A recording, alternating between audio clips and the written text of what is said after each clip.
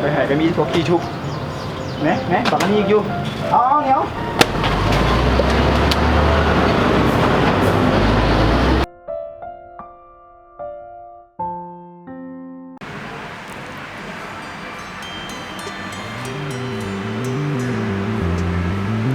สบายดี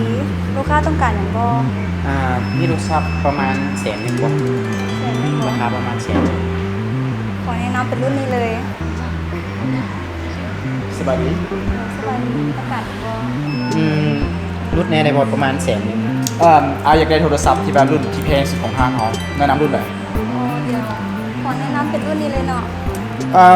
รุ่นนี้มันดีจังได คือว่ามันใช้ง่ายใช้สบายและตัวนี้เป็นรุ่นใหม่ล่าสุดเลย แล้วมีอย่างแถมมาบ่ มีจะแถมเป็นหูฟังแล้วก็มีพวก power bank อีกแล้วก็รับประกัน1 ปีเนาะ หูฟังคิดว่าสำหรับหูฟังนี่มันบ่ดีนะอยากซื้อใหม่เลยบ่เอารุ่นที่มันแบบท็อปไปเลยกับ power bank ที่น้องว่าเมื่อกี้นี่ โดย ได้บ่ โทรศัพท์นี่รุดได้บ่ล่ะ ได้ได้ เอาซิเธอเห็นว่าน้องบริการดีอยากเพิ่มราคาให้น้องเนาะเป็นติปและได้ยินว่าเมื่อกี้นี้น้องว่า power bank อาจจะได้รุ่นที่มันเป็นท็อปเลยนะสากไว้ประมาณ 2-3 มื้อเรียนติดกันมีบ่ฮานเฮา มี โอเคถือว่าเอาสำนันเนาะทางห้างเขาบัตรเครดิตบ่นี่ ครับ เอาไปหูหน้าได้เดี๋ยวสิไปเอาลงเอาของบ่ดีให้อ้ายเด้เนาะสำหรับคนบางคนเนาะไอ้บอกได้ราคาถึงนะถือว่าบริการคนนี้อ้ายประทับใจกับน้องหลายอาจจะให้ทิปกับน้องเป็นเงินสดซะเนาะ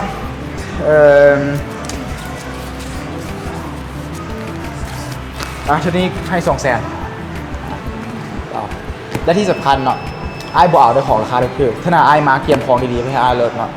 มันเบิ่งแล้วคือคนบ่มีปัญญาคือน้องฮู้หั่นแหละเนาะของถูกไผสิไปมักมีปัญญาคนบางคน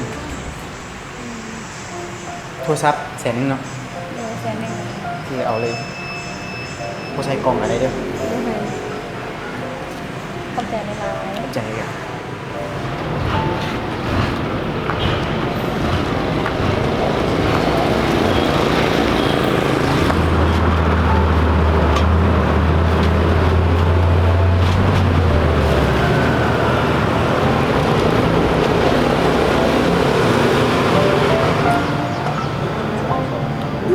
ไปหายก็มีพวกขี้ชุบ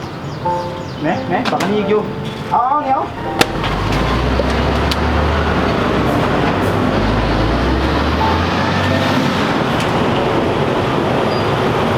ได้อีก มันเต็งกระตุกได้ค่อย ค่อยเตะเข้าที่ผมมักบอก ค่อยมากระตุกค่อยเก็บยา